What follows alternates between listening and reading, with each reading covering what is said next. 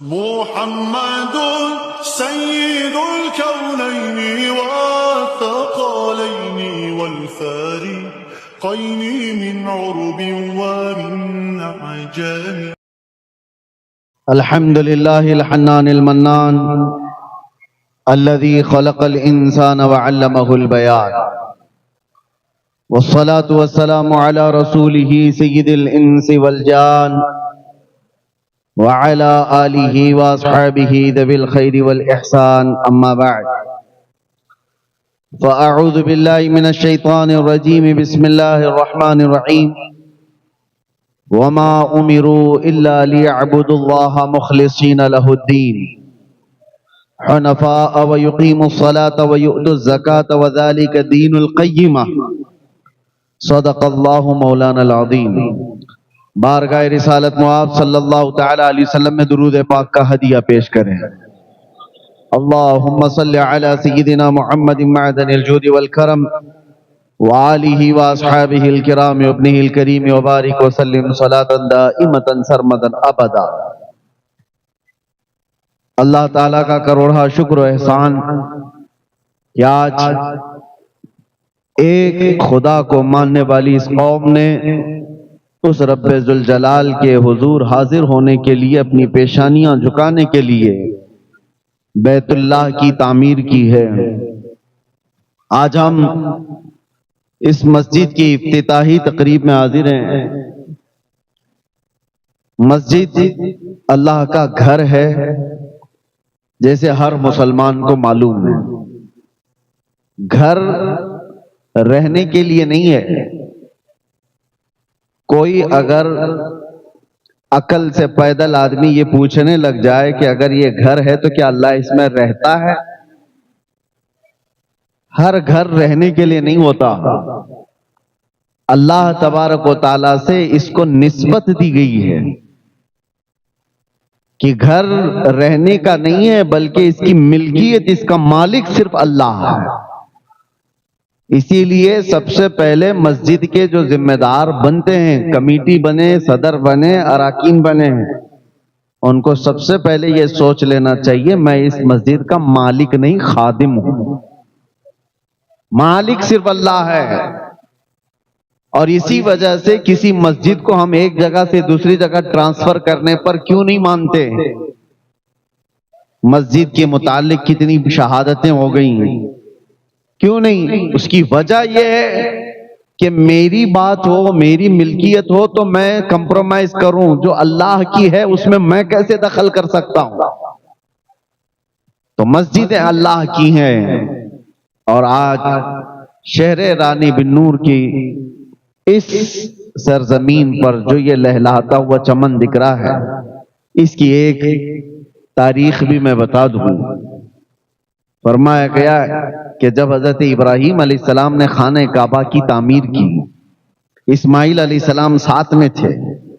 پورا کعبہ جب بن گیا تو آپ نے دعا کی تھی، ربنا تقبل منا انک انت السمیع العلیم. اے ہمارے رب، ہماری جانب سے اس کام کو قبول فرما لے، بے شک تو سننے جاننے والا. جب خانہ کعبہ کی تعمیر مکمل ہوئی تو اس کے جو سامان تھوڑی سے بچے، مٹی، گارا، جو بھی جس چیز سے بن رہی تھی، تو ابراہیم علیہ السلام کو حکم ہوا کہ وہ مٹی اٹھا کر کے ہوا میں پھینک دیں. آپ نے وہ بچی ہوئی مٹی، گھر بنانے کے بعد کچھ تو بچتا ہے نا، کعبہ بنانے کے بعد جو بچا تھا ابراہیم علیہ السلام نے اس کو ہوا میں اس طرح اچھال دیا. مفسرین فرماتے ہیں اس مٹی کے قطرے پوری دنیا میں پھیلائے گئے اور جس زمین پر قطرہ گرا وہاں قیامت سے پہلے مسجد بنا دی جاتی ہے. قیامت سے پہلے جہاں وہ ذرہ گرا ہے خانہ کعبہ کی بچت کا، مسجد بن کر رہے گی. اب سمجھ میں یہ آیا کہ مسجد یہاں پر بنی ہے تو یہ کسی کے مال لگنے سے یا کسی کے محنت لگنے سے نہیں، یہ تو برسوں پہلے زمین پر لکھا گیا ہے کہ ہاں مسجد بننے والی ہے. خانہ کعبہ کی بچی ہوئی چیز یہاں پر بھی گری ہوگی، اس کا حصہ یہاں پر بھی ہوگا. اسی لیے آپ لوگ اس میں زیادہ ٹینشن لینے کی ضرورت نہیں. جہاں پر روئے زمین پر وہ ابراہیم علیہ السلام کی اچھالی ہوئی مٹی کا ذرہ گرا ہوگا، وہاں پر بن کر رہے گی، کسی کا باپ بھی روک نہیں سکے گا. مسجد بنے گی. اور دوسری بات یہ، مسجد کی تعمیر کے بعد ایک عقیدہ بھی میں آپ کو دینا چاہتا ہوں، بلکہ ہر مسلمان کا یہ عقیدہ ہے. اتنا سجایا آپ نے مسجد کو، لاکھوں اس میں خرچہ کیے ہیں، اس کے دیوار سے لے کر اس کے ممبر، اس کے محراب، اس کی قالین، اس کے جھومر، ساری چیزوں سے اس کو رنگ و روغن سے سجا دیا ہے. اور اس لیے بھی میں اس کو غلط نہیں ٹھہرا رہا، ہونا یہی چاہیے کہ ہمارا گھر جتنا نہ سجے اس سے کئی درجے زیادہ اللہ کا گھر سجا ہوا ہو.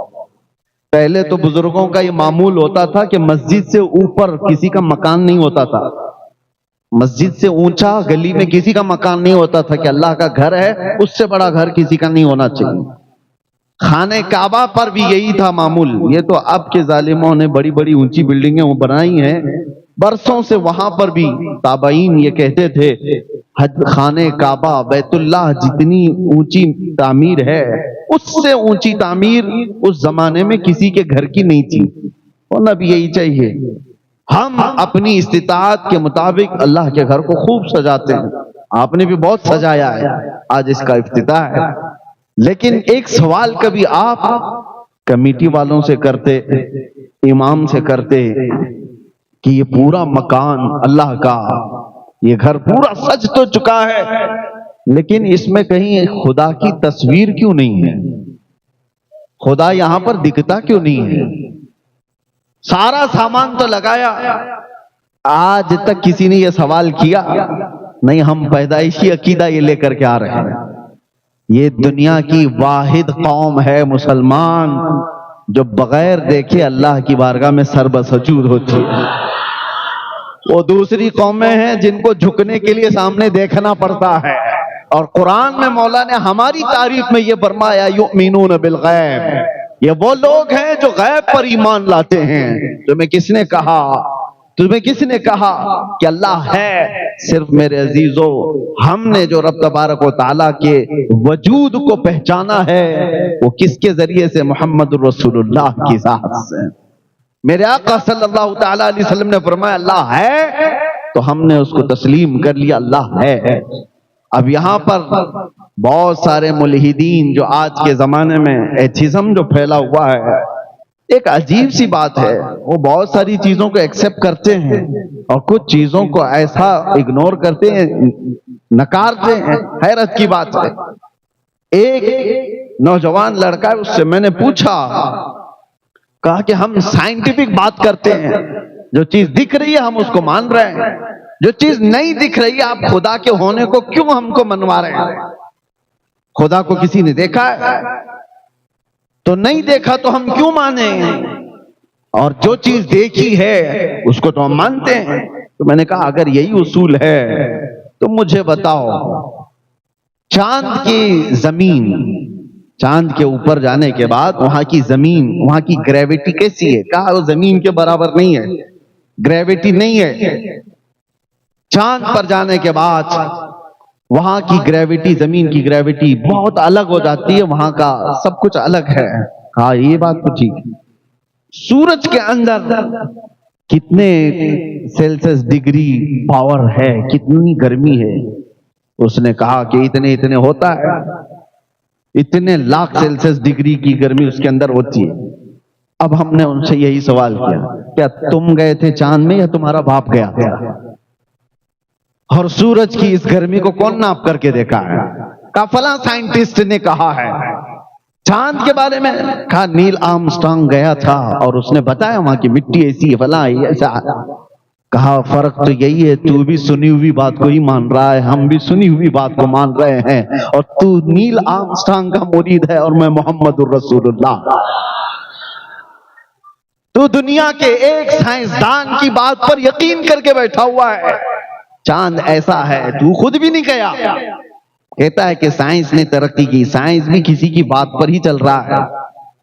وہ چاہے نیوٹن ہو، آئنسٹائن ہو، ڈارون ہو، ان کی جو تھیوریاں چل رہی ہیں، دنیا بڑی بیوقوف بن جاتی ہے۔ یہ لوگ بیٹھ کر کے ڈیبیٹ کرتے ہیں، ان سے پوچھو کیا یہ تھیوری تمہاری ہے؟ تم نے مشاہدہ کیا؟ کہ نہیں، فلاں سائنٹسٹ نے۔ فلاں سائنٹسٹ کی بات پر تو تجھے یقین ہے، اور ہمیں غوث و خواجہ کی بات پر کیوں نہ یقین ہو؟ اور رہی بات، تم کہتے ہو جو چیز دیکھی ہوئی ہے اسی کو مانا جاتا ہے، جو چیز دیکھی ہوئی ہے اسی کو مانتے ہیں ہم۔ تم نے نہیں دیکھا کہ چاند کی زمین کیسی ہے، ایک سائنسدان نے دیکھا چاند کی زمین ایسی ہے، تم نے مان لیا، اور ہم سے کہتے ہو خدا نہیں دیکھا تو کیوں مانتے ہو؟ ہاں، میں نے نہیں دیکھا، معراج کی شب میرے مصطفیٰ نے ضرور دیکھا، میرے مصطفیٰ نے دیکھا ہے، اسی لیے ہم نے رب کو پہچانا ہے تو میرے مصطفیٰ کے دروازے سے، اور جو اس دروازے سے مضبوطی کے ساتھ لگا ہے اس کو اعلیٰ حضرت فرماتے ہیں بخدا خدا کا یہی ہے در، نہیں اور کوئی مفر مقر، جو وہاں پہ ہو یہی آ کے ہو، اور جو یہاں نہیں تو وہاں نہیں۔ یہ ہے ہمارا طریقہ استدلال۔ رب تبارک و تعالیٰ کے وجود کے بارے میں وہ کسی اور ٹاپک پر یا کسی اور موقع پر عرض کریں، لیکن آج ہم اللہ کے اس مقدس گھر میں آئے ہیں۔ اے مسلمانوں، میں دلیل کے طور پر یہ نہیں کہہ رہا ہوں، ویسے تو دلیل کے متعلق جب بزرگان دین سے پوچھا گیا کہ آپ خدا کے ہونے پر یقین رکھتے ہیں، کیا دلیل ہے؟ انہوں نے تو بہت ایسی باتیں رکھی، کہا میں تو شہد کی مکھی کو دیکھ کر کے یقین رکھتا ہوں کہ اللہ ہے۔ کسی بزرگ نے کہا کیسے؟ کہا ایک ہی مکھی ہے، ایک ہی مکھی ہے، منہ بھی ایک ہے، ساری چیزیں، ڈنک مارے تو اس کی طرح زہر کسی کا نہیں، لیکن اگر تھوک دے تو اس سے زیادہ میٹھا بھی کچھ نہیں۔ یہ کیسے؟ اور ایک دو نہیں، حضرت سفیان فرماتے ہیں کہ شہتوت کا درخت ہوتا ہے، اس کو ہرن بھی کھاتی ہے، شہد کی مکھی بھی اس کو چوستی ہے، اور اس کے علاوہ کئی جانور اس سے شہتوت کو کھاتے ہیں۔ شہد کی مکھی کھائے تو شہد دے، ہرن کھائے تو مشک اور نافع، اور بکری اور گائے کھائیں تو دودھ، سب ایک ہی چیز سے لے رہے ہیں لیکن دینے والی چیزیں ان کے اندر بدل جاتی ہیں۔ کہا کہ تمہارے اندر، ایک بزرگ ہیں فرماتے ہیں کہ ہماری ذات میں ہی اتنی چیزیں ہیں اللہ کے ہونے پر، اللہ کی نشانیوں کے لیے۔ قرآن خود کہتا ہے وَفِي أَنفُسِكُمْ أَفَلَا تُبْصِرُونَ، تمہاری ذات میں میری نشانیاں ہیں، دیکھتے کیوں نہیں؟ ایک روٹی کا ٹکڑا، ایک روٹی لے کے آؤ، ہاں اس پر سب کا کنٹرول ہے۔ اگر گیہوں کی روٹی ہے تو کسان نے بویا ہوگا، فصل اگایا ہوگا، کٹائی کیا ہوگا، اس کے بعد بازار میں گیہوں آئے ہوں گے، وہاں تک بھی کتنے گیہوں آپ کو خریدنا ہے وہ آپ کا اختیار ہے، 1 کلو لینا ہے، 2 کلو لینا ہے آپ لوگ، آٹا باریک پسوانا ہے، موٹا پسوانا آپ کا اختیار ہے، آٹے کے بعد روٹی بڑی بنانا ہے، چھوٹی بنانا ہے آپ کا اختیار ہے، تیل والی بنانا ہے، سوکھی بنانا ہے آپ کا اختیار ہے، روٹی بیل کر کے بنانا ہے، ہاتھ سے مار کے بنانا ہے آپ کا اختیار، روٹی پوری بن گئی، لقمے 4 کر کے کھانا ہے کہ 6 کر کے کھانا ہے آپ کا اختیار، سب یہاں تک تو تمہارا اختیار۔ چبا کر کے نگل جانے کے بعد اس روٹی سے گوشت کتنا بننا ہے، خون کتنا بننا ہے، پیپ کتنا بننا ہے، اس میں تمہارا کوئی اختیار نہیں۔ کون بناتا ہے؟ اس ایک روٹی سے گوشت بھی بنتا ہے، خون بھی بنتا ہے، اور فضلہ بھی بنتا ہے، جسم کی جو ضروریات ہیں، منی کے قطرے بھی بنتے ہیں۔ ایک روٹی خون کیسے بناتی ہے، منی کا قطرہ کیسے بناتی ہے، گوشت کیسے بناتی ہے، اور ماں کے سینے میں دودھ کیسے بناتی ہے، یہ تمام چیزیں ایک روٹی۔ پتہ یہ چلا جب تک منہ سے باہر ہے میرا کنٹرول ہے، منہ کے اندر جانے کے بعد خالق کائنات کے نظام میں چلا جاتا ہے۔ یہ ہماری ذات میں موجود نشانی ہے، ہماری ذات کے اندر ہمارا کنٹرول نہیں ہے۔ اور کیا آپ نے کبھی محسوس کیا خون اور دودھ کتنے اپوزٹ لگتے ہیں، نہ ان کی رنگت میں کوئی مشابہت ہے، دیکھنے میں کوئی مثل لگتا ہے، ایک لال اور ایک سفید، نہ خوشبو میں ہے، دونوں میں کوئی میل جول ہے، خون کی بو الگ ہے، دودھ کی بو الگ ہے، نہ دیکھنے میں، نہ سونگھنے میں، نہ چکھنے میں کوئی ذرا برابر بھی ان کے اندر مشابہت نہیں۔ خون چک کر کے دیکھ لو، دودھ چک کر کے دیکھ لو، زمین آسمان کا فرق ہے۔ اس کے بعد اثر میں بھی، ارے دودھ کچھ اور بنا دے گا، خون کچھ اور کر دے گا، دونوں بہت ڈفرنٹ۔ لیکن آپ کو پتا ہے قرآن کہتا ہے یخرج من بطونها شراب مختلف الوانها وفيه شفاء للناس۔ اللہ تبارک و تعالیٰ فرماتا ہے من بین فرث ودم لبنا خالصا سائغا للشاربین۔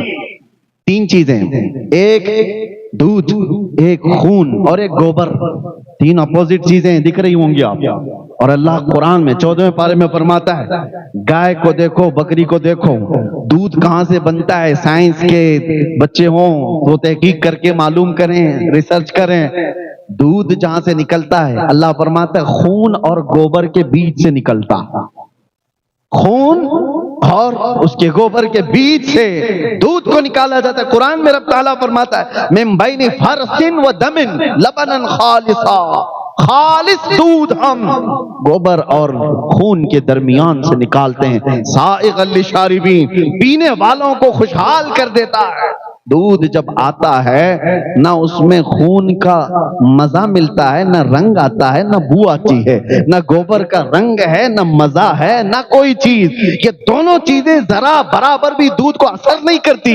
تم بھی اپنے ہاتھ میں لے کر کے دودھ یا ایک پیالے میں لے کر کے بیٹھو اور دوسرا پیالہ گوبر کا، تیسرا پیالہ خون کا، اور اس کے بعد تینوں کو ملا کر دودھ اس میں سے نکال کر کے دکھا دو، تب تمہاری قدرت پتہ چل جائے گی۔ ایک پیالے سے میں دودھ کو ان غلاظتوں سے الگ نہیں کر سکتا، اگر ان غلاظتوں سے کوئی الگ کر سکتا ہے تو وہ ایک ہی طاقت ہے، رب ذوالجلال۔ اللہ تبارک و تعالی ان غلاظتوں سے بھی پاکیزگی کو نکالتا ہے، اور یہ اس کی قدرت کے دلائل میں سے ہے۔ قرآن عظیم میں اللہ نے فرمایا، اور پھر طاقت و قوت کی بات، دنیا بہت کچھ آج ترقی کر چکی ہوگی، یہ گھاس پھوس سے نکل کر کے اب آسمان سے بات کرنے والے عمارتوں میں آ گئے۔ لوگوں نے یہ سوچ لیا کہ اب اڑنے والے طیارے، پرندے کی شکل میں جیٹ، ساری چیزیں ہم نے بنا لی ہیں۔ دنیا کو ہم نے گھنٹوں میں نہیں منٹوں میں طے کرنا شروع کر دیا۔ لیکن یہ سب چیزیں ہونے کے بعد آج تک پوری کائنات میں کسی نے یہ دعویٰ نہیں کیا کہ میں کسی کی جان بھی ڈال سکتا ہوں۔ یہ ایک چیز ایسی ہے جو انسان مرتے دم تک بلکہ قیامت تک اس کو نہیں کر سکے گا۔ کیوں؟ قرآن میں اللہ تعالیٰ فرماتا ہے کہ یہ انسان کی بات تو چھوڑو، رب تبارک و تعالیٰ یہ فرماتا ہے وما قدر اللہ حق قدری۔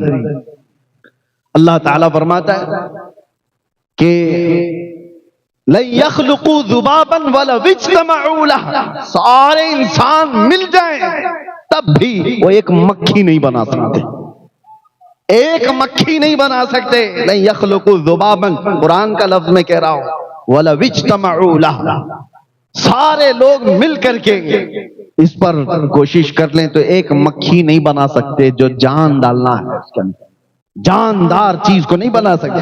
تمہارے اندر جو جان ہے یہ اللہ کی نشانی ہے، اور موت یہ اللہ کی نشانی ہے۔ اس سے بڑی نشانیاں کیا ہو سکتی ہیں؟ موت اور حیات اللہ کے ہونے پر دلیل ہے۔ ہر بیماری کو ڈاکٹر صحیح کر سکتا ہے، مرنے کے بعد کیوں نہیں صحیح کرتا؟ چند سانسیں کیوں نہیں دے سکتا؟ ارے میرے عزیزو، تاریخ میں موجود ہے ایک بہت بڑا امیر زادہ، کوریا کا رہنے والا، جو حکومتوں کو خرید لیا کرتا تھا، ملین نہیں بلین ڈالرز کا مالک، لیکن بیمار ہوا۔ یہ 2012 اور 14 کی بات میں عرض کر رہا ہوں۔ ایک بہت بڑی ٹیلی فون کمپنی کا مالک دنیا میں، جس نے پورا ہنگامہ مچا رکھا تھا، بیمار ایسا ہوا کہ بستر پر گرا۔ جانتے ہو پر ڈے اس کو ڈاکٹر دیکھنے کے لیے جو آتے تھے 1 کروڑ کا خرچہ تھا، 1 کروڑ پر ڈے۔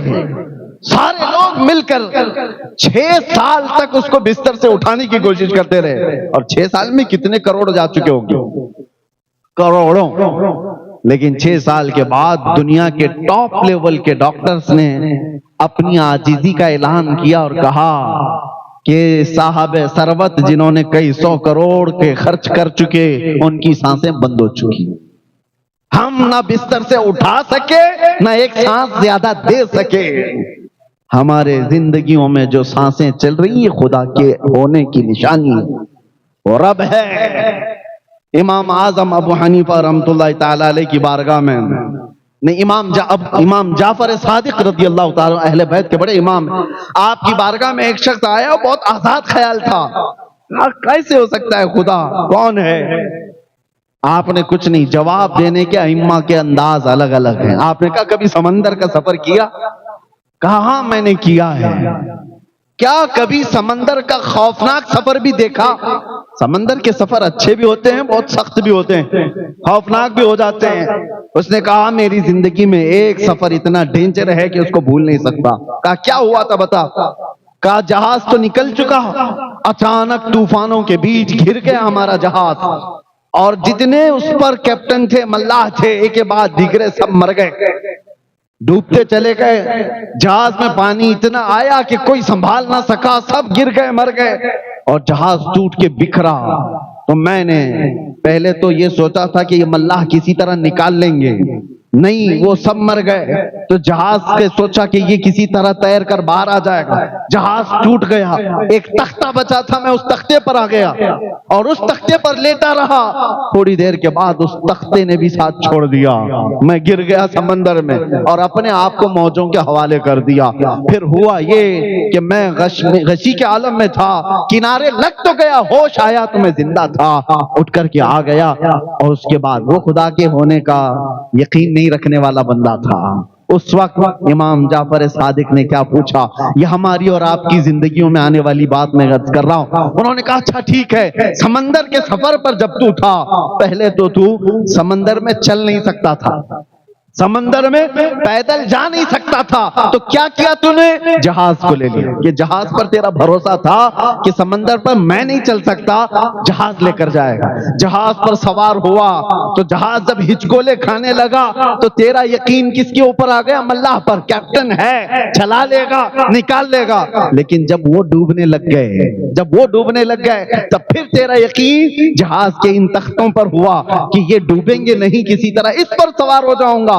جہاز سے یقین بڑھ کر ملاح پہ آیا، ملاح سے بڑھ کر کے ٹوٹے ہوئے تختوں پر آیا، تختے پر بھی تو لیٹا ہوا چل رہا تھا، جب تختہ بھی چلا گیا اور تو سمندر کے حوالے ہوا، اس وقت بتا تیری کیا کیفیت تھی؟ اس وقت تیری کیا کیفیت تھی؟ تو کیا سوچ رہا تھا؟ کیونکہ جتنے سہارے تھے سب نکل گئے، جہاز تھا وہ بھی چلا گیا، ملاح تھا ڈوب گیا، تختہ تھا چلا گیا، لاسٹ کچھ نہیں تھا، سمندر کے حوالے اپنے آپ کو کیا۔ اس وقت تیری سوچ کیا تھی؟ وہ کہتا ہے میری سوچ یہ تھی کوئی تو ایسی طاقت آئے جو مجھے یہاں سے بچا لے۔ امام جعفر صادق کہتے ہیں جو تیری روح نے پکارا اسی کا نام اللہ رب العزت ہے۔ جو تیری ایسی کیفیت میں یاد آ جائے سمجھ لے وہی اللہ کی ذات ہے۔ جہاں سارے سہارے ختم ہو جائیں، سارے امیدیں ٹوٹ جائیں، وہاں پھر جس چیز کی یاد آتی ہے وہ رحمان و رحیم ہے۔ میرے عزیزو، یہ ہم نے زندگیوں میں تجربے کے طور پر بھی دیکھا ہے، جب سارے لوگ چھوٹ جائیں، آخری جو امید ہے اسی امید کو کہتے ہیں، اسی یقین کو کہتے ہیں اللہ کی ذات۔ اللہ کی ذات، یہاں سے بندہ پھر اتنا پاورفل ہوتا ہے۔ ابھی میں آپ کو بتاؤں، مسجد میں بیٹھے ہیں، یہ چھت لگی ہے، چھت کس پر کھڑی ہے؟ چھت تو پلر کے اوپر ہے، دیواروں کے اوپر ہے، لیکن ابھی اگر کوئی بتا دے کہ کریک ہو گئی، چھت گر سکتی ہے، تو آپ کیا کریں گے؟ بھاگ کر کے باہر نکل جائیں گے، یہی ہوگا۔ چھت، پلر والی چھت گر رہی ہے تو بھاگ کر کے کہاں جاتے ہیں؟ آسمان کے نیچے جس کا کوئی پلر ہی نہیں ہے، اس کا کوئی پلر ہی نہیں، پورا آسمان، کہیں پلر ہے؟ عجیب یقین ہے تمہارا، یہ پلر والی چھت پر یقین نہیں ہے کہ یہ بلڈر کا بنایا ہوا ٹوٹ سکتا ہے، وہ رب العالمین کا ہے، کبھی نہیں ٹوٹے گا۔ اس یقین کا نام ہے خدا وحدہ لا شریک کا ہونا۔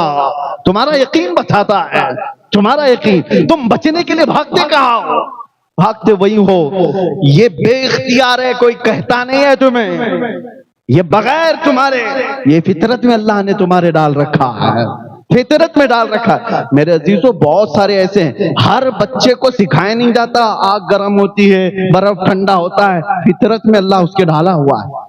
کیا سب کو سکھایا آپ نے؟ ہر بچے، کسی بچے کے ساتھ اتفاق ہو گیا، آگ کے قریب آیا تو اس کو بتا دیا ہوگا، لیکن ایسا ہوتا نہیں عام طور پر کہ وہ بھی کلاس لی جاتی ہے، آگ کتنے سیلسیس گرم ہوتی ہے، یہاں انگلی نہیں لگاتے، وہاں نہیں لگاتے۔ ارے یہ سینس ہے جو ہر انسان کے اندر آتا ہے، ہر انسان کے اندر آتا ہے۔ اور یہ بھی آپ بتاؤ، میں آپ سے پوچھتا ہوں، کہیں کوئی کورس کیا ہے آپ نے کہیں پر، کسی اسکول میں، یونیورسٹی میں، کالجز میں، کہ خوشبوئیں دنیا میں کتنی ہیں اور بدبوئیں کتنی ہیں؟ اس پر کسی نے کورس کیا ہے کیا؟ کوئی کورس کیا ہے؟ آپ مجھے بتانا کہیں پر بھی کوئی ریسرچ ہوا ہے؟ اس کو خوشبو کہتے ہیں، اس کو بدبو کہتے ہیں۔ نہیں کیا کورس، آپ نے کبھی نہیں کیا، مجھے پتا ہے۔ لیکن میں کوئی بھی ایک چیز لا کر کے رکھ دوں جس سے مہک آ رہی ہے، اس کا نام کچھ بھی نہیں۔ میں آپ سے پوچھوں، بتاؤ یہ خوشبو ہے یا بدبو ہے؟ تمہاری ناک بتا دے گی یہ بدبو۔ یہ سینس کیسے آیا؟ کیا اس کا نام تمہیں پتا؟ کہیں ریسرچ کیا ہے کہ اس کو بدبو کہتے ہیں؟ نہیں، تمہاری طبیعت اس کو ایکسپٹ نہیں کر رہی ہے۔ یہ میری طبیعت پر بوجھ بن رہی ہے، دماغ پر بوجھ بن رہی ہے، یہ بدبو ہی ہے۔ اسی کی جگہ اگر میں کوئی اچھی والی خوشبو لا کر کے رکھ دوں، نام کچھ نہیں، نام کچھ نہیں، میں آپ سے کہوں بتائیے کیا ہے یہ سونگ کر، وہ کہے گا کچھ تو ہے لیکن خوشبو ہے۔ یہ چیز میں آپ کو یہ بتا رہا ہوں، جو لوگ یہ کہتے ہیں کہ خدا کے ہونے پر کسی کو بتانا ضروری ہے، میرے عزیزو اللہ نے خود زندگی میں ایسی چیز ڈال رکھا ہے۔ تم جب خوشبو اور بدبو کو بغیر کسی استاد کے پہچان لیتے ہو، بغیر کسی استاد کے پہچان لیتے ہو، اللہ تعالیٰ قرآن میں فرماتا ہے وَهَدَيْنَاهُ النَّجْدَيْنِ، ہم نے ہر انسان کو دو چیزیں عطا کی ہیں، خیر والی بھی اور شر والی بھی، تم خود پہچان لیتے ہو۔ اسی لیے اپنے عقل کا بھی استعمال کرو، اور جہاں عقل تھک جائے مالک عقل اور عقل کو صحیح پرکھنے والے، کامل عقل والے انسان کامل محمد الرسول اللہ کا سہارا لے۔ بات یہی ہے۔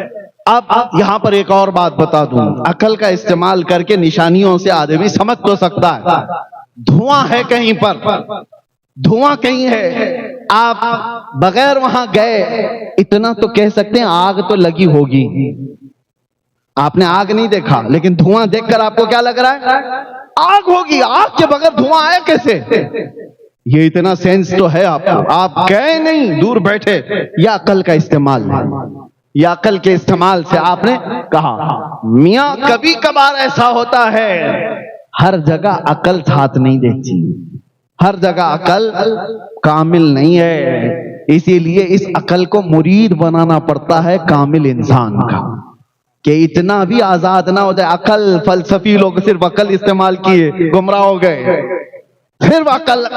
اسی لیے جو لوگ آج ایتھسٹ بنے ہیں وہ صرف لاجک بات کرنا چاہتے ہیں، وہ صرف محسوسات کو بات کرنا چاہتے ہیں، جو چھونے پر معلوم پڑے، جو چکھنے پر معلوم پڑے، جو دیکھنے پر معلوم پڑے، جو سونگنے پر معلوم پڑے، وہی چیز کا ایگزسٹ ہے، وہی ہے۔ باقی جو چیز نہیں ہے وہ خیالی ہے، کالپنک ہے۔ میاں ایسی کالپنک بہت ساری چیزیں ہیں آپ کو پتہ نہیں۔ آپ کو ایک تھپڑ بھی لگاؤں اور اس کے بعد کہ سر میں مار دیا، درد ہو رہا ہے، میں کہوں کہاں ہے وہ درد؟ نہ چکھنے سے لگتا ہے، نہ سونگنے سے لگتا ہے، نہ دیکھنے سے لگتا ہے، احساس ہے۔ درد کا احساس ہے، وہ دکھتا کچھ نہیں۔ کوئی چیزیں ایسی ہیں جو ہیں، ان کا ایگزسٹ ہے، لیکن اس کو احساس کرنا پڑتا ہے۔ یہ ساری باتیں عقل والوں کے لیے میں نے کہا۔ اب یہ آخری باتیں سمیٹتے ہوئے عرض کرتا ہوں میرے عزیزوں، عقل کو اتنا آزاد بھی مت رکھو، اتنا آزاد بھی مت رکھو کہ شیطان کس انداز میں آتا ہے پتہ ہے؟ مسلم شریف کی حدیث ہے، میرے آقا صلی اللہ علیہ وسلم فرماتے ہیں وہ شیطان سب سے پہلے مسلمان کے پاس آتا ہے اور کہتا ہے زمین کو کس نے بنایا؟ تم یقین کے ساتھ جواب دیتے ہو اللہ نے بنایا۔ آسمان کو کس نے بنایا؟ شیطان سوال ڈالتا ہے، تم جواب دیتے ہو اپنے اندر سے ہی اللہ نے بنایا۔ درختوں کو، سمندروں کو، پیڑ پودوں کو، جانوروں کو، جنات کو، ملائکہ کو کس نے پیدا کیا؟ وہ سوالات ڈالتا رہتا ہے اور تم جواب دیتے رہتے ہو اللہ نے بنایا، اللہ نے بنایا۔ اخیر میں جا کر کے شیطان تمہارے دماغ میں یہ سوال ڈالتا ہے پھر اللہ کو کس نے بنایا؟ تو اللہ کو کس نے بنایا؟ یہاں تک تمہیں لے آتا ہے، اور یہی ہے جو عقل دھوکہ کھانے لگ جاتی ہے۔ عقل کو وہاں سہارے کی ضرورت ہے۔ یہاں تک تو تم نے حاصل کیا، چیزوں کو آپ ترتیب دے کر کے معلوم کر سکتے ہیں۔ ابھی کسی سے آپ بھی ڈیبیٹ کر کے بول سکتے ہیں زمین ایسی نہیں آئی، آسمان ایسی نہیں آیا، اس کو کوئی چلا رہا ہے یا کسی نے بنایا، لیکن جب بات چلتے چلتے خالق کائنات پر آتی ہے، عقل وہاں پر کمزور محسوس کرتی ہے اپنے آپ کو۔ ایسی جگہوں پر میرے عزیزوں کامل عقل کے لیے کسی سچے انسان کی ضرورت ہوتی ہے۔ اسی طرح امام فخر الدین رازی ایک بہت بڑے بزرگ ہیں، فلسفی ہیں، منطقی ہیں، اور دلائل سے لوگوں کو عاجز کر دیتے تھے، پوری دنیا میں ان کے چرچے تھے۔ لیکن موت کا وقت جب قریب آیا تو شیطان ان کے پاس آیا، کہا رازی تم بڑے فلسفی ہو، منطقی ہو، سائنسدان ہو، بتاؤ اللہ کے ہونے پر تمہاری کیا دلیل ہے؟ اللہ کے ایک ہونے پر کیا دلیل ہے؟ امام رازی نے دلیل دے دی۔ موت کا وقت قریب ہے، سرانے کے پاس کوئی بزرگ کی شکل میں آیا ہوا شیطان، آپ نے دلیل دی، اس نے دلیل کو کاٹ دیا، دوسری دلیل دی اس نے کاٹ دیا، تیسری دلیل دی کاٹ دیا، اور شیطان بھی بڑا علم والا ہے، 360 دلیلیں انہوں نے اللہ کے وجود پر دی، ہم کہاں سے دے پائیں گے؟ 360 دلیلیں دی اللہ کے ایک ہونے پر اور اللہ کے وجود پر۔ جب اخیر میں عاجز آ گئے، ایمان ڈگمگانے جیسا لگا، آدمی پھر سوچنے لگتا ہے پھر ہے یا نہیں؟ میں جو کہہ رہا ہوں ہر چیز کا یہ سامنے والا توڑ نکال رہا ہے، تو پھر میں اپنی بات میں پکا ہوں یا نہیں؟ شک پیدا کر دیتا ہے شیطان۔ اس وقت جانتے ہو کیا چیز ساتھ آئی؟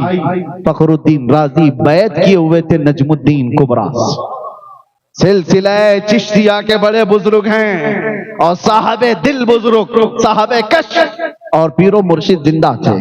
مرید کے یہ حالات دیکھ رہے تھے بڑی دور سے، وضو فرما رہے تھے، اور دیکھا نہ گیا اپنے مرید کی جانکنی کے وقت کے یہ حالات۔ وہیں سے پکار کر کہا رازی تو کس سے بحث کر رہا ہے؟ وہ ابلیس لعین ہے جو تیرے ہر سوال پر، ہر دلیل پر کاٹ کرے گا۔ اس سے صرف اتنا کہو میں اپنے خدا کو بغیر دلیل کے ایک مانتا ہوں، بغیر دلیل کے ایک مانتا ہوں۔ جب آپ نے امام رازی نے اس سے کہا میں اللہ کو بغیر کسی دلیل کے ایک مانتا ہوں، میرا زمین پر ہونا ہی دلیل ہے کہ اللہ ہے اور اللہ ایک ہے، جس طرح میں چل رہا ہوں۔ اس جواب کے بعد ابلیس لعین یہ کہتا ہوا گیا اے رازی اگر آج وہ نجم الدین کبریٰ نہ ہوتا تو میں تیرا ایمان لے جا چکا ہوتا، اس مقام پر میں نے ہزاروں کے لے لیے، اگر تیری یہ نسبت نہ ہوتی تو میں لے لیتا۔ پتہ یہ چلتا ہے کہ عقل ایک جگہ آ کر کے عاجز ہو جاتی ہے، اس کے بعد پھر ہمیں سہارے کی ضرورت ہوتی ہے، اور اسی لیے ہم اپنے زمانے کے مشائخ کے ہاتھ پر ہاتھ دے کر بیعت اس لیے کرتے ہیں کہ ہمارے پیر، ہمارے شیخ جو ہیں، لیکن یہ تو سلسلہ لگا ہوا ہے مصطفیٰ کی ذات۔ اسی لیے اعلیٰ حضرت نے فرمایا کسی کا پیر کامل نہیں تو اس کا پیر کامل ہوگا، اس کا نہیں تو اس کا پیر کامل ہوگا، ارے اس کا نہیں تو اس کا، کہیں تو جا کر اوپر کامل پیر ہوگا۔ اور یہ سلسلہ ہے، چین ہے، کرنٹ ہے، ایک جگہ بٹن لگا دو تو کرنٹ نیچے تک تو آ ہی جائے گا، اس لیے یہ سلسلہ ہوتا ہے۔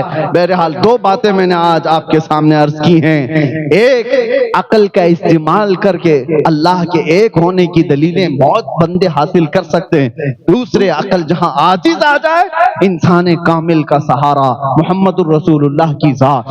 ہم نے اللہ کو ایک مانا ہے، اللہ کے وجود کو مانا ہے، تو کسی سائنسدان کے بتانے سے نہیں، میرے آقا کے بتانے سے، اللہ کے رسول نے بتایا۔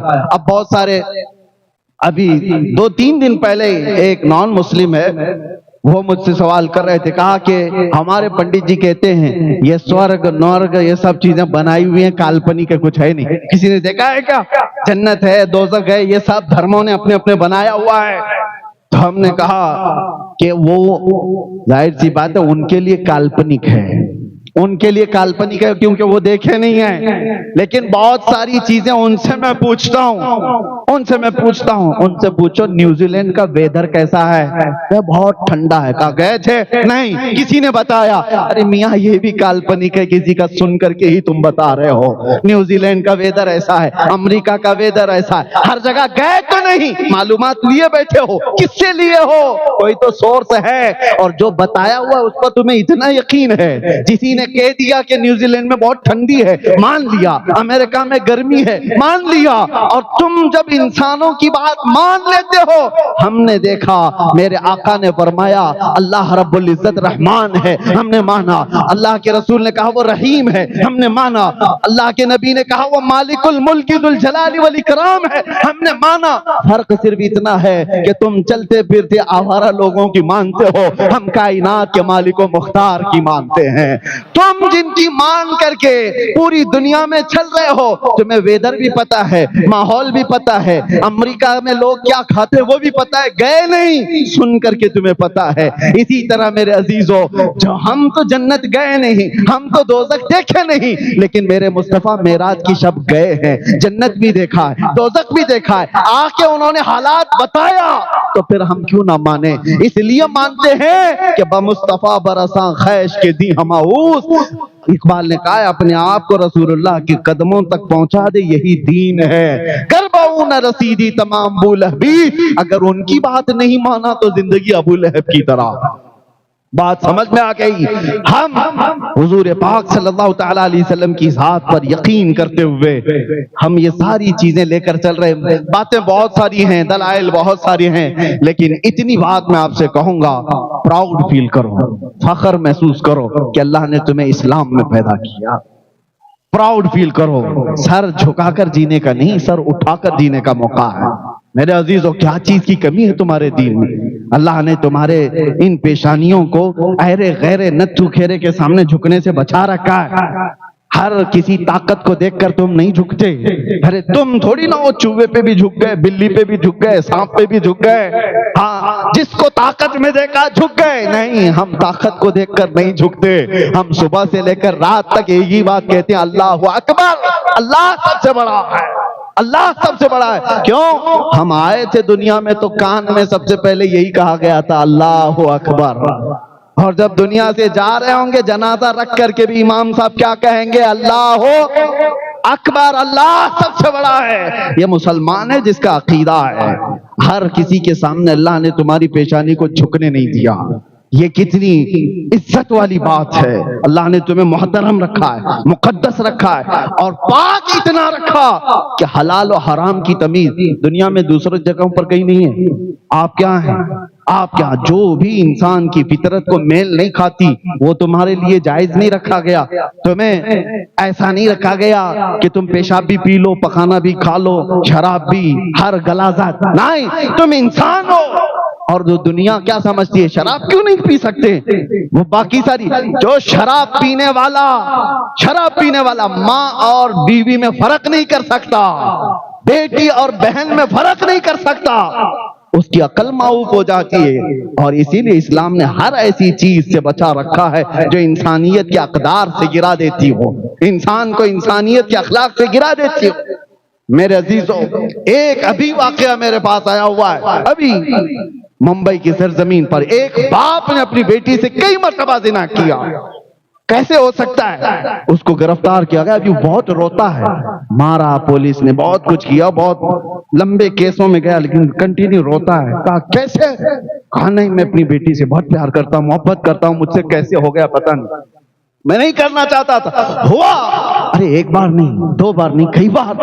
اور جب حد سے تجاوز کر گیا تو یہ معاملہ سامنے آیا۔ باپ اپنی بیٹی سے، بعد میں ریزن، وجہ معلوم کی گئی، جب بھی یہ معاملہ وہ کرتا تھا تو نشہ میں دھت ہو کر کرتا۔ یہی چیز ہے، رب نے تمہیں محفوظ رکھا ہے۔ تم اپنے پیٹ سے، اپنے پشت سے پیدا ہونے والی بیٹی کی عزت کو تار تار کر سکتے ہو تو پھر دنیا کہاں محفوظ رہے گی؟ شراب کو اللہ تعالیٰ نے کتنا تم سے دور رکھا، اور تاش کے پتے، آج بہت سارے لوگ یہ سمجھتے ہیں یہ گیمبلنگ تو ایک ہمارے لیے فیشن کی بات ہے، تم کیا سمجھتے ہو؟ جوا سٹا، یہ ساری چیزوں میں جو لوگ بھی ملوث ہیں کان کھول کر کے سنو، میرے آقا صلی اللہ علیہ وسلم نے فرمایا کہ جو جوا وغیرہ کھیلتا ہے اگر وہ مسجد میں آ کر وضو بھی کرتا ہے تو گویا کہ خنزیر کے خون سے وہ وضو کر رہا، وہ اتنی غلاظت میں پڑا ہوا ہے کہ وضو بھی کرنے آتا ہے تو اپنے ہاتھ پیر کو خنزیر کے خون سے رنگ رہا ہے۔ یہ ساری یہ بیڈنگ ہو جو کچھ بھی، یہ سب اسلام نے تمہارے لیے نہیں رکھا، پاکیزہ دین ہے، پراؤڈ فیل کرو، فخر محسوس کرو۔ ارے گٹر نالی والے نہیں ہو، کچرے والی کوئی عید نہیں ہے تمہاری۔ جب بھی عید بھی آئے تو دیکھو تمہارے جسموں سے خوشبو مہکنے لگتی ہے، اوپر سے نیچے غسل سے ملبوس، اچھے کپڑوں میں ملبوس، عمدہ عطر میں، یہ سارے لوگ ایسا لگتا ہے، بہت سارے دوسرے لوگ بھی کہتے ہیں فرشتوں کی جماعت اتری ہوئی لگتی ہے۔ خوشیوں میں بھی اللہ تعالیٰ نے تمہیں پاکیزہ رکھا۔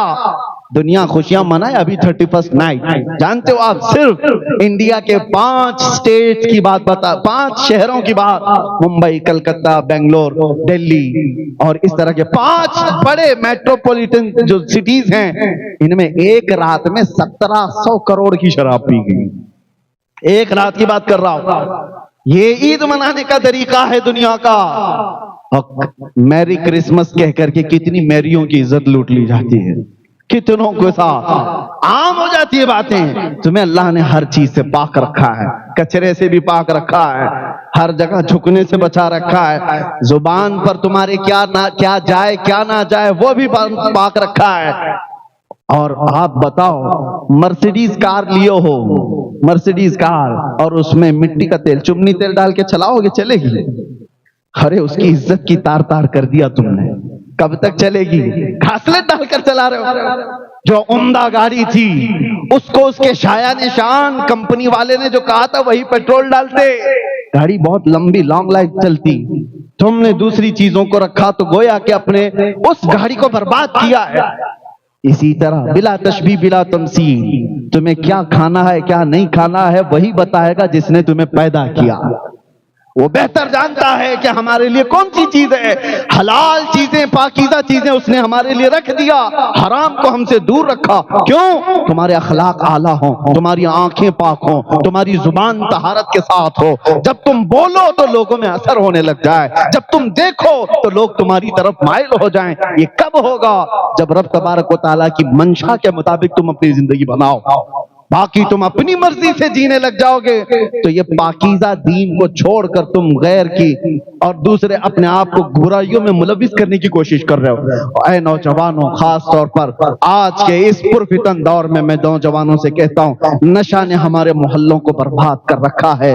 کتنے شہر ایسے جہاں میں جاؤں تو سب سے پہلے ہم سے کہتے ہیں کہ حضرت ہمارے علاقے کے بہت سارے نوجوان بچے نشہ میں ملوث ہو گئے ہیں، بیچتے یہ ہیں، ڈیلر یہ ہیں، کھاتے یہ ہیں، کراتے یہ ہیں، سب کچھ ان کے ذریعے سے ہو رہا ہے۔ مجھے درد ہوتا ہے، اس لیے میں کہہ رہا ہوں کوئی اور ہوتا تو مجھے اس سے کوئی غرض نہیں، کون کہاں سو رہا ہے، کون کہاں پڑھ رہا ہے، لیکن تمہارا نام تو محمد الرسول اللہ کی ذات سے جڑا ہوا ہے، میرے آقا کے نام سے تمہارا نام ہے۔ دنیا جب انگلی اٹھاتی ہے تو میرے نبی کے اخلاق پر اٹھا سکتی ہے، حضور کی غلامی پر انگلی اٹھا سکتی ہے۔ اس لیے اے نوجوانوں، اپنے آپ کو برباد نہ کرو۔ تمہارے پیچھے تمہاری مائیں روتی رہ جاتی ہیں، تمہارے پیچھے تمہاری بہنوں کی عزت اور کتنے لوگوں کی انتظار کی گھڑیاں ختم ہونے لگ جاتی ہیں۔ ایک جنازہ میں نے ایسا بھی پڑھایا جس کا باپ 5 سال کی بچی 5-6 سال کی بچی اس کو چھوڑ کر باپ چلا گیا۔ کیوں؟ نشہ کرتا تھا اور کینسر میں مبتلا ہو کر ایسے مر گیا۔ نشہ کرتا تھا۔ ممبئی کی سرزمین پر وہ چھوٹی سی بچی مجھ سے کہتی ہے کہ حضرت بتائیں ہمارا قصور کیا ہے، ہماری کیا غلطی ہے؟ اس کا ایک جملہ ہاتھ دل پر چبھتا ہے، وہ تو چلے گئے جو کچھ کرنا تھا، ہم تو 6 سال کے ہیں، ہمارا کیا قصور، ہماری کیا غلطی؟ نوجوانوں، تمہارے پیچھے بہت ساری زندگیاں لگی ہیں، ان کا کیا قصور ہے جو ان کو بنا کسی غلطی کے تم سزا دے کر چلے جاؤ گے؟ خود برباد ہونے کو نوجوان یہ سمجھتے ہیں اٹس آور لائف، یہ ہماری زندگی ہے، انجوائے کرنے دو ہمیں اپنے انداز میں۔ نہیں، تمہاری اپنی زندگی ہوتی تو میں کچھ نہیں کہتا۔ زندگی یہ نہیں کسی کی کسی کے لیے، زندگی ہے نبی کی، نبی کے لیے نا سمجھ مرتے ہیں زندگی کے لیے، ارے جینا مرنا ہے سب کچھ نبی کے لیے۔ اسی لیے اے نوجوانوں، آؤ فخر محسوس کرو، پراؤڈ فیل کرو کہ اللہ نے مومن بنایا اور آخری امت میں بنایا، کتنی جگہوں سے اٹھایا تمہیں، اور دیکھو جانوروں جیسی زندگی نہیں بنایا، تمہیں کھانے پینے میں تمیز دیا، تمہیں بولنے اٹھنے بیٹھنے کے اخلاق عطا کیے، اور جانتے ہو پوری کائنات میں قرآن جیسی کوئی دوسری کتاب ہے ہی نہیں، اور اتنا بڑا معجزہ وہ تمہارے پاس۔ دوسروں کے بعد جو بھی ہے سب بدل چکا ہے، کوئی پکا نہیں رہ گیا، جتنے آسمانی کتابوں کے دعوے ہیں وہ سب بدل گئے، سوائے قرآن کے ایک لفظ بھی نہیں بدلا، اور وہ قرآن ہے کس کے پاس؟ تمہارے پاس۔ اتنی بڑی دولت تمہارے پاس ہے جس کو آج اٹھانے کے لیے، ارے تمہارے پاس کون نہیں ہے، کیا نہیں ہے؟ دنیا ایک سائنسدان پیدا کر کے، ایک آئنسٹائن ہو تو اس پر فخر کرنے لگ جاتی ہے کہ یورپ کا ایک بچہ نکلا اور اس نے دنیا کو یہ تھیوری دی، وہ تھیوری دی۔ تمہارے داستانیں بھری پڑی ہوئی ہیں، اگر ایک پنا بھی الٹ دو تو تمہیں دیکھنے کو ملے گا پوری دنیا کے اصلی ہیرو کہاں پر ہیں، وہ دامن اسلام میں ہے۔ خالد بن ولید کا مقابل لا کر دکھا دو، حیدر کرار کا مماثل لا کر دکھا دو۔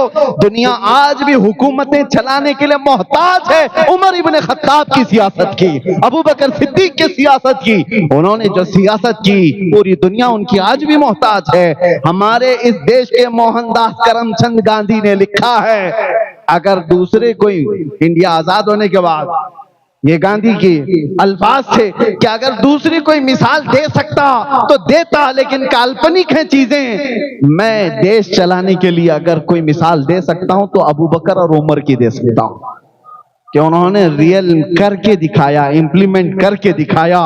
بہرحال میرے عزیزوں، وقت جمعہ کا ہے اور بہت طویل ہو چکا، آج میں نے آپ کا وقت زیادہ اس لیے بھی لیا کہ یہ سال کا پہلا جمعہ ہے اور 2026 کا پہلا جمعہ ہے، اور پہلا جمعہ آپ کی مسجد کے افتتاح بھی ہے۔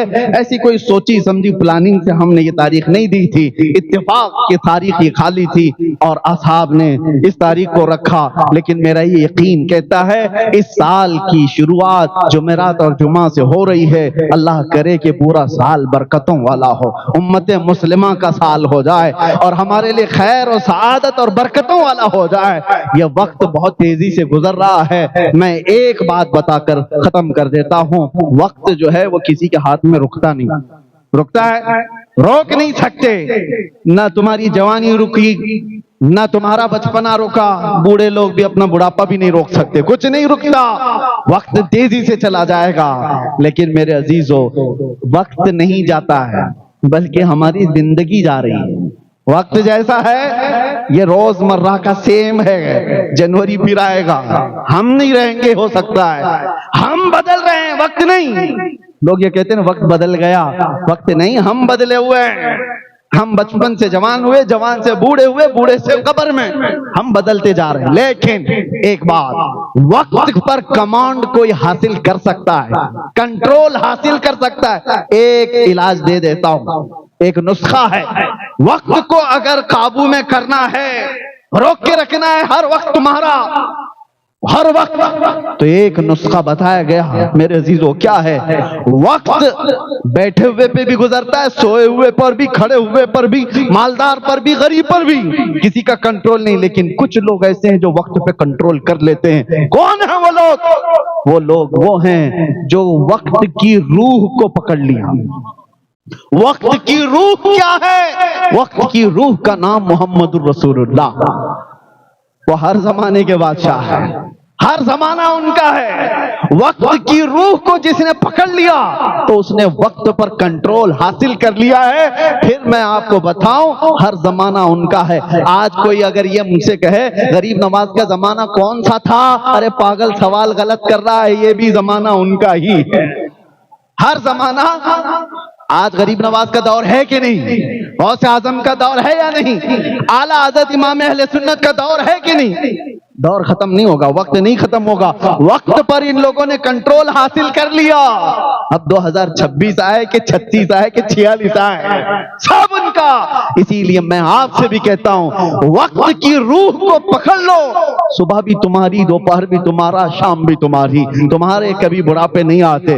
مجھ جیسے نکمے نے, ایک کمزور طالب علم نے دیکھا ہے, آج میں اپنے پرانے زمانے کو یاد کرتا ہوں. کاش وہ خالی اوقات جو ہوتے تھے بیٹھ کر بچوں کو پڑھاتا, بخاری شریف کی تعلیم بھی دیتا. وقت اتنا مصروف ہو گیا کہ رہا ہی نہیں. میں نے یہ دیکھا ہے کہ میرے عزیزو بات رسول اللہ کی کرو, میرے مصطفیٰ کی عزت کی بات کرو, تو ایسا وقت پر اللہ کمان دیتا ہے. جس جگہ جاؤ صبح بھی بھیڑ تمہارے پاس, دوپہر بھی بھیڑ تمہارے ساتھ, شام میں بھی بھیڑ تمہارے پاس. اور ایسا ہی نہیں, وقت ایک جگہ کا نہیں, ہر جگہ کا تمہارا ہے. ہندوستان میں ہو تو بھی تمہارا, افریقہ میں ہو تو بھی تمہارا, امریکہ میں ہو تو بھی تمہارا. کیوں؟ روح وقت کی بات کرو, ہر وقت تمہارا ہے. ان کی بات کرو, ہر دل پہ راج کرو.